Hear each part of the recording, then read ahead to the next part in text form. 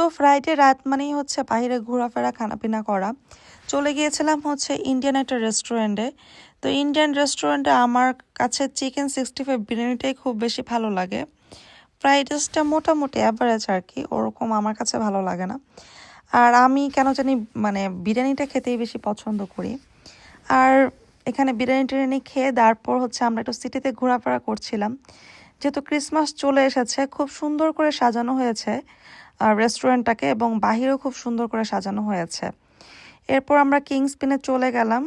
আর এখানে গিয়ে অনেক গেম ছিল, এগুলো গেম খেললাম আর কি।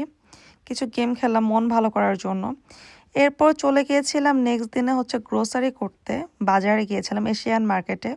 তো এখান থেকে অনেক ভেজিটেবলস ফ্রুটস নিয়েছিলাম। এরপরে ফিশ মার্কেটে গিয়েছিলাম। ফিশ মার্কেটটা অনেক সুন্দর করে সাজানো হয়েছিল ক্রিসমাসের জন্য। এরপর বাসায় এসে রান্নাবান্না করে খেয়ে